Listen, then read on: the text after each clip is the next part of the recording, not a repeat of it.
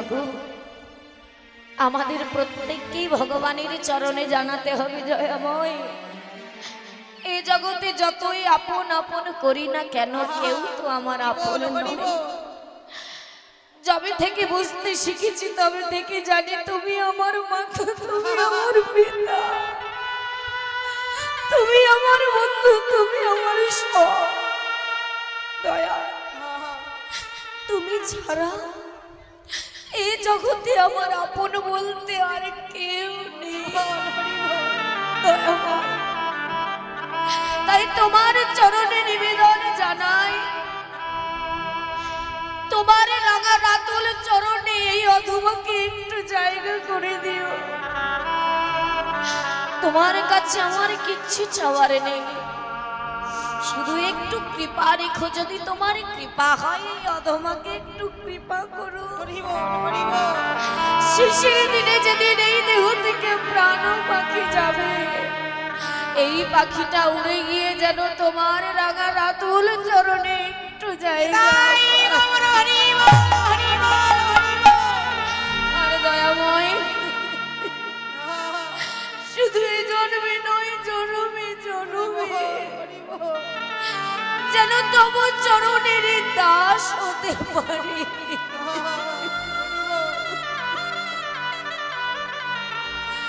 আমার আর কোনো চাওয়া নেই প্রভু। তাই না এই কথা শুধু আমার নয়, আমাদের প্রত্যেককে ভগবানের কাছে জানাতে হবে।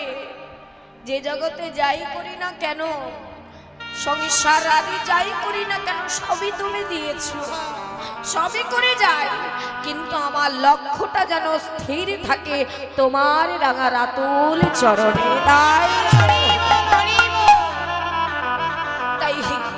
ভগবানের চরণে চাওয়ার কিচ্ছু নেই। আর ভগবানকে পেতে গেলে মাগো ইহ জগতে কোনো কষ্ট করতে হয় না। মাগো করতে হয়, অন্যান্য যুগে যদিও কষ্ট করতে হয়েছে, মাগো এই কলিযুগে কোনো কষ্ট লাগে না।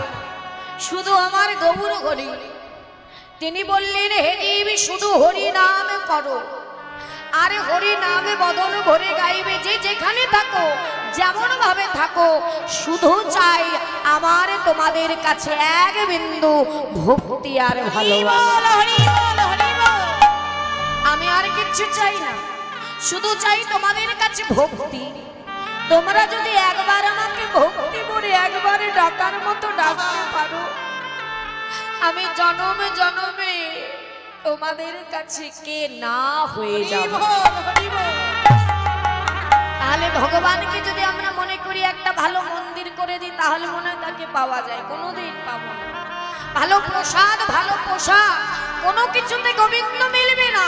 যদি গৌর চরণ পেতে হয়, তাহলে এই মন তুলসী নয়ন জল দিয়ে একবার বলো হে গৌর কৃষ্ণ তোমার গোলাম বলে আমার বলিতে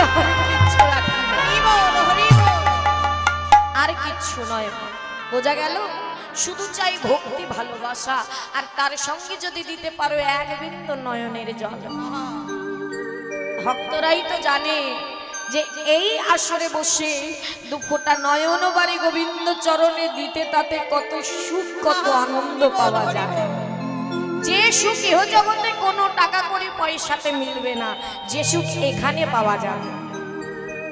তাই সেই সুখটা পাওয়ার আশায় আজ আমরা এখানে এসেছি মাগো। তবে আজ যে সুখটা আমরা পাচ্ছি, এই সুখটা আমাদের কে দিল? বললেন আমরা কলির জীব, রাধা গোবিন্দকে জানলাম কি করে? সে তো দাপর যুগের ভগবান। বললেন আমার গৌর হরির কৃপায়। যদি গৌর না হইতো কেমন হইতো, কেমনে ধরিতে হবে দে শ্রী রাধার মহিমা প্রেম রস সীমা এই জগতে জানা তোকে। যদি আমার গৌর না আসিত, এই রাধার প্রেমে ধন কিচ্ছু জানতে পারতাম না। তাহলে জানলাম কার কৃপায় মা? আমার গৌর হরির কৃপায়। তিনি ভগবান হয়ে সেই ভগবানের সত্তাকে সকল কিছুকে ত্যাগ করলেন। এই গৌর হরিকে মা, অন্য কেউ নয়।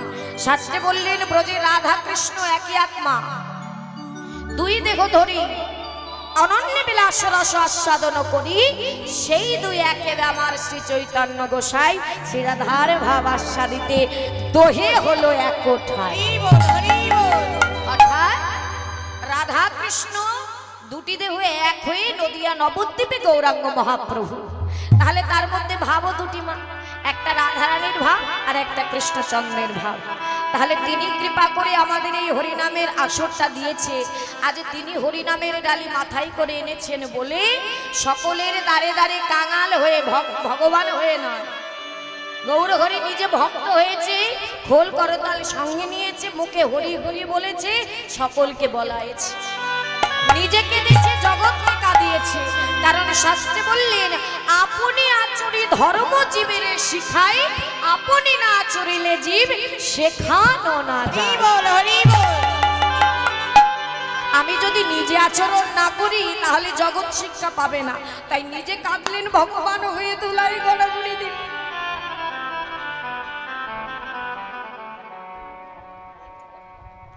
নিজে আচরণ করলেন ভগবান হয়ে, আজ নিজে ভক্ত হলেন, নয়নের জলে কাঁদলেন আর ধুলায় গড়াগড়ি দিয়ে হরি বললেন। বললেন হে জীব, আমি যা করছি তোমরা সকলে সেইভাবেই হরি হরি বলে তাই জগৎকে তিনি শিখিয়ে গেলেন যে ভগবানের চরণ যদি পেতে হয় ঠিক এগুলোই করতে হবে। যে কোনো কিছু করতে গেলে বাবা কর্ম করতে হয়, হয় না? আর এই হরিবাসনের কর্ম আমাদের কি মা? ভগবানের চরণ পেতে গেলে বদনে উলুধ্বনি জয়ধ্বনি আর এই হরি নামের ধ্বনি বদন ভরে গাইতে হবে। হে গৌর কৃষ্ণ ধারার হলা বলে। তাই আজই আমার গৌর হরি তার ভাবের উদয়। ওই নদিয়া নবদ্বীপে আমার গৌর হরি কখনো রাধা ভাব আবার কখনো কৃষ্ণ ভাব। বলছে তাহলে এমন গৌরকে ভালোবাসলে তো দশা এমনই হবে বাবা। গৌরকে যদি একবার ভালোবাসে তার দশা কি হয় জানো? শাস্ত্রে মহাজন বললেন শোনো শোনো, কি বললেন? বললেন গৌর ভালোবাসলে দশা এমনই হয়, এমনই হয় বলি কাঁদিতে কাঁদিতে জনম যায় গো। গৌর ভালোবাসলে দশা এমনই হয় গো, কাঁদিতে কাঁদিতে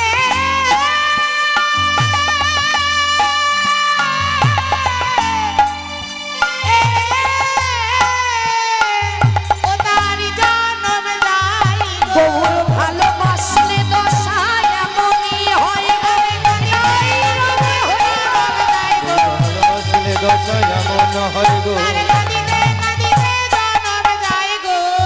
ভালোবাসলে দশা এমন হয় গো। বললেন গৌর ভালোবাসলে দশা এমনই হয় গো, কাঁদিতে কাঁদিতে জনম যায়। আমার গৌরকে ভালোবেসে কাঁদতে পারবে তো? এখানে সবাই তেমনই ভক্ত, যারা গৌরকে ভালোবেসে নয়ন জলে ফেলেতে বড় ভালোবাসে। কারণ এই নয়নে জলে প্রকৃত ভক্তই তো জানে মা যে এই নয়নে জলে কতটা সুখ পাওয়া যায়। তাই আজ বললেন গৌর ভালোবাসলে দশা এমনই হয়। দেখো ঘর থেকে বাহির করে এখানে বসিয়ে রেখেছে, ফেলে রেখেছে, কোনো কাজ হবে না। কারণ আমরাই তো জানি যে আমার আপনজন এসেছি, যাই আজ আছি কাল থাকবো কিনা জানি তো না। প্রভু তোমার বদনটা একটু দর্শন করে আসি, তোমার চরণটা একটু ধরে আসি। এখন আছি, একটু পরে মারা যেতে পারি। এই আসর করছি, রাত্রের আসর আমি নাও করতে পারি, তার আগে মারা যেতে পারি, বলা যায় বাবা। এই আসরই আমার শেষ হতে পারে। তাই সদা সর্বদা মনে রাখতে হবে কে কখন চলে যাব জানি না। তাই যাওয়ার আগে সদা সর্বদা আমার দিন রাখতে হবে, সময় রাখতে হবে, মনে রাখতে হবে যে সদা সর্বদা যাই করি না কেন অন্তরে তোমার নামটা যেন আমার গাথা থাকে। তাই আরো কি বললেন? আজ আমার গৌর হরি ভক্তদের নিয়ে হরিনাম করছে কেমন ভাবে কি মা? আজ এটাও তো নবদ্বীপ, এটাই বৃন্দাবন, তাই তো? যেখানে হয় হরিনাম সংকীর্তন সেটাই নবদ্বীপ, সেটাই বৃন্দাবন। তাহলে আজ এটা নবদ্বীপ, আজ সেই নবদ্বীপের ভক্ত হচ্ছেন আপনারা। তাহলে চলুন আমরা আগে সবাই মিলে একটু গৌর নাম করি, তবে বৃন্দাবনে যাব। সবাই বাহু তুলে আমার সঙ্গে নিতাই গৌর হরি বল, হরি বল, হরি বল। বাহু তুলতে হবে, হাত নামাবেন না কেউ। করে দেখি এত সুন্দর জন্ম দিয়েছে বাহু দিয়েছে তার কর্মে তো লাগাতে হবে করতালি দিয়ে জোরে জোরে মায়ের একটু উলুধ্বনি উলুধ্বনি বাহ বাহ বাহ এলো হাত তুলছে না কেন জয়রিদা হাত তুলুন সবাইকে বলেছি বাবা হাত তুলুন বেশ আমার সঙ্গে সবাই গাইবে হ্যাঁ এলো হাত তুলুন আপনাদের বলছি বেশ আমার গৌরে লহরি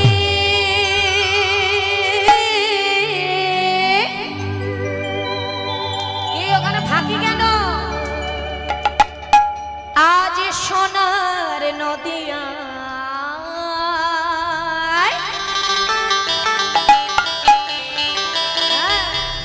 উলুধ্বনি হরির ধ্বনি হরি শব্দ শোনা যায় আমাদের গৌরে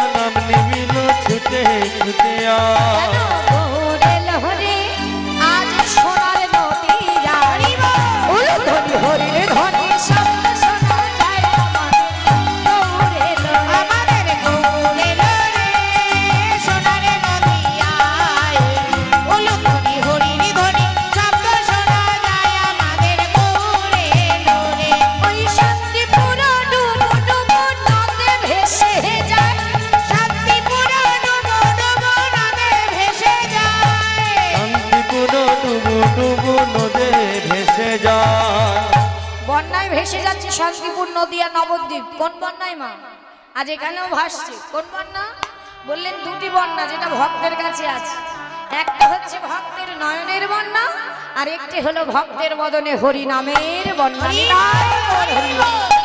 গৌরে লহরে সোনার নদিয়া উলুধ্বনি হরির ধ্বনি শব্দ শোনা যায় আমাদের গৌরে লহরে সোনার নদিয়া উলুধ্বনি হরির ধ্বনি শব্দ শোনা যায় আমাদের গৌরে লহরে উলুধ্বনি হরির ধ্বনি শব্দ শোনা যায় আমাদের গৌরে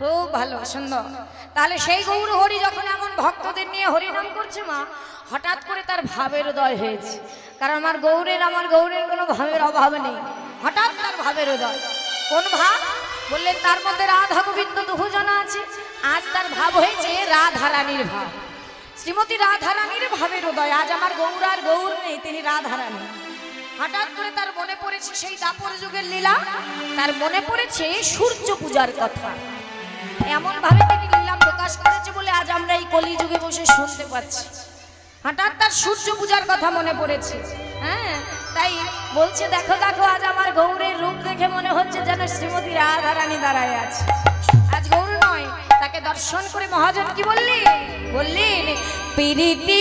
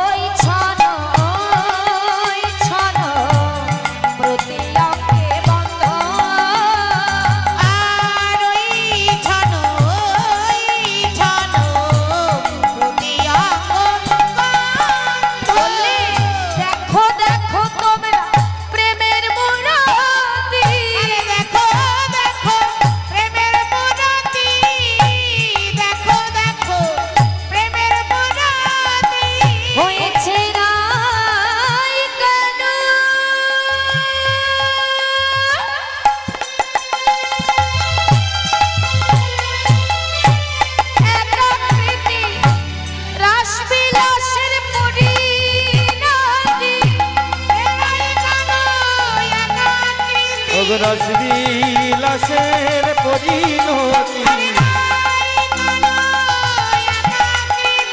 রসবিলাসের পরিণতি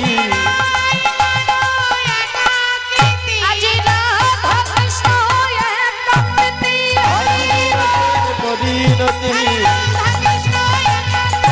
রসবিলাসের পরিণতি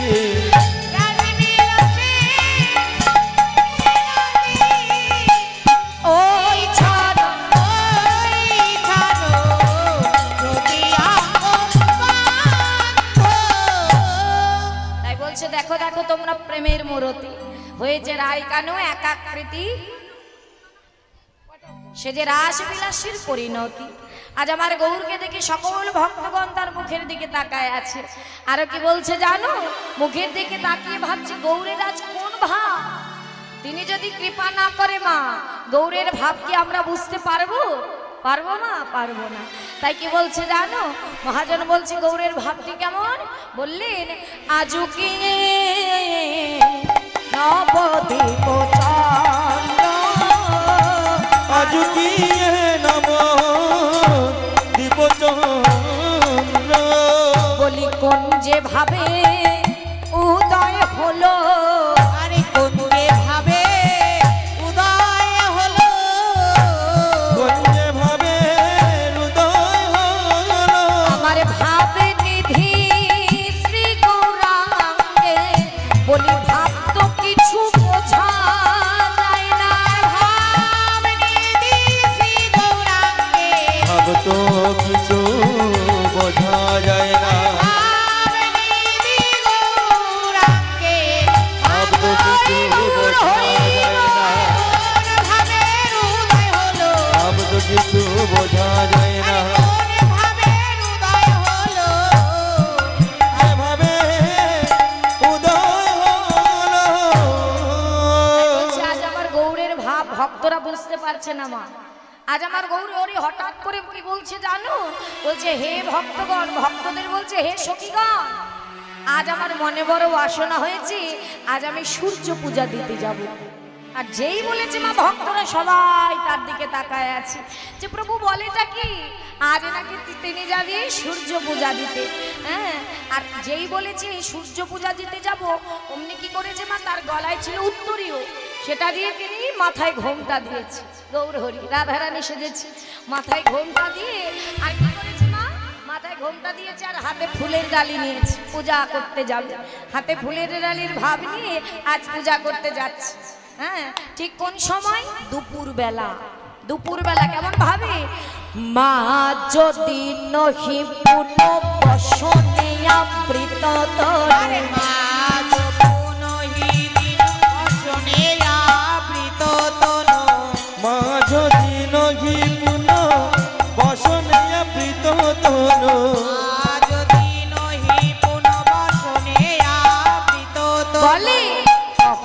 করি পূজা বসুরারে গো আরে কতই পূজার সুর আরে মনে কত কি পূজা বসু কি বলছে মা পূজা যে করিব আরে পূজা যে করিব পূজা যে করিব সূর্য দেবের আমি পূজা যে করিব ওই সূর্য দেবে আজি রাধা ভাবে গৌর বলে হরি রাধা ভাবে গৌর বলে পূজা করিব ওগো রাধা ভাবে গৌর আরে বলে পূজা করিব ওগো রাধা ভাবে গৌর আরে বলে পূজা করিব পূজা যে করিব এই আজ আমার রাধা ভাবে আমার গৌর বলছে আমি পূজা করতে যাব আমি পূজা করতে যাব সূর্য পূজা করতে যাব তোমরা তাড়াতাড়ি তৈরি হও হ্যাঁ আর কি করেছে মা ওই যে রাধা রানী সেজেছে তো আমরা কি করি মা এই যে আমার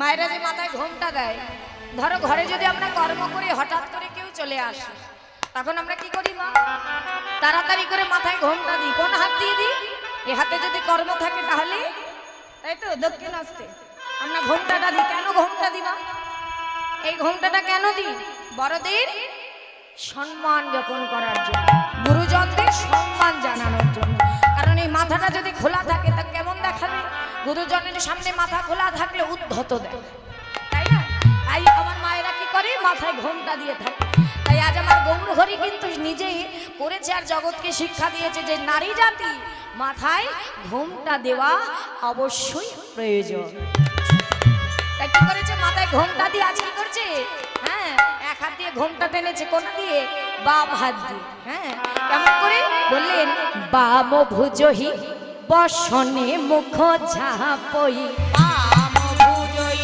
বসনে মুখ ঝাপই বাম ভুজই শোনে মুখ ছাপই আম ভুজই বসনে মুখ ঝাপই বাম নয়নে ঘন চাই গৌরা আরে বাম নয়নে ঘন চাই গৌরামার বাম নয়নে ঘন চায় গৌরামা কেন চাইছে জানো না ওই পূজা করতে যাচ্ছে আর মাথায় ঘোমটা দিয়েছে আর বারবার বাম নয়নে ওই পিছনের দিকে চাইছে হ্যাঁ এই বামাবতী স্বভাবটা কার রাধা রানী পিছনের দিকে চাইছে কেন চাইছে জানো কি দেখছি গৌরহরি বারবার পিছনের দিকে তাকাচ্ছে সোজা হেঁটে গেলেই তো হয় কিন্তু কিছু একটা দেখছে আর ভয় পাচ্ছে কি দেখছে জানো বলছে দেখো ওই হাতে নিয়ে বলছে কেউ দেখলো নাকি গো দেখিলো নাকি গো কেউ দেখিল নাকি গো দেখিলো নাকি গো কৃষ্ণ পাদিনী যারা কেউ দেখলো না নারী কৃষ্ণ বাদিনী যারা কেউ দেখিলো নাকি গো বাবা কৃষ্ণবাদিনী কারা জটিলা কুটিলা শাশুড়ি আর ননদ তা গৌর যদি রাধা হয় তাহলে কৃষ্ণবাদী জটিলা কুটিলা ভাবছে আমি যদি পূজা দিতে যাচ্ছি যদি আমার শাশুড়ি ননদই দেখে ফেলে তাহলে তো আমার পূজা দেওয়া হবে না তাই বারবার পিছন থেকে তাকাচ্ছে আর বলছে কেউ দেখিল নাকি গো দেখিলো নাকি গো দেখিল নাকি গো দেখিলো নাকি গো কৃষ্ণবাদিনী যারা কেউ দেখল না নারী কৃষ্ণ বাদিনী আজি দর্শনে বাধা হবে হরি আরে দেখিলো নাকি গো আরে দেখিলো নাকি গো দর্শনে বাধা হবে দেখিলো নাকি গো কেউ দেখিল নাকি গো দেখিলো নাকি গো বলছে কেউ দেখলো নাকি বারবার পিছনের দিকে যাচ্ছে আর চাইছে হ্যাঁ কেন আজ আমার গৌর হরি কি সেজেছে মা আজ আমার গৌর হরি বলি সেজেছে কিশোরী সেজেছে কিশোরী সেজেছে কিশোরী গৌর কিশোর আমার সেজেছে কিশোরী আরে গৌরী কিশোর আমার কিশোরী গৌর কিশোর আজ পূজা করিতে বংশীধারী হরি বল, হরি বল। আরে সেজেছে কিশোরী পূজা করিতে যাবে আরে সেজেছে কিশোরী পূজা করিতে যাবে আরে বলে সেজেছে কিশোরী সেজেছে কিশোরী সেজেছে কিশোরী তাই আজ কিশোরী মানে রাধা রানী সেজে তিনি চলে যাচ্ছে সূর্য পূজা দিতে আর এই ভাব দর্শন করে মহাজন এক পাশে দাঁড়িয়ে কি বলছে মা যে হে গৌর হরি তোমার কৃপার শেষ নেই, অন্ত নেই। তুমি আজ নিজে রাধারানীর ভাব হয়ে সূর্য পূজা আমাদের দর্শন করালে, তাই তো এই অধমা আমরা তা দর্শন করতে পারলাম, শ্রবণ করতে পারলাম, তাই তো মা? তাই আজ মহাজন কি বললেন? মহাজন বললেন, এ রাধা মোহন চিতে অভিলাষ, আরে এ রাধা মোহন চিতে অভিলাষ, এ রাধা মোহন চিতে অভিলাষী, এ রাধা মোহন চিতে অভিলাষ, আরে এ রাধা মোহন চিতে অভিলাষ, সই চরণ জন পাইব, সই চরণ জন পাইব, আরে সই চরণ জন পাই গো, সই চরণ জন পাই। মহাজনগণ এত কৃপা পেয়েও, আজ গৌরের ভাব অনুভব করতে পেরেও, তবুও তিনি কি বলছে? আমি কিচ্ছু পাইনি প্রভু, তুমি একটু কৃপা করো যেন তোমার চরণ পাই। কার কাছে বলছে মা? গৌরের কাছে নয়।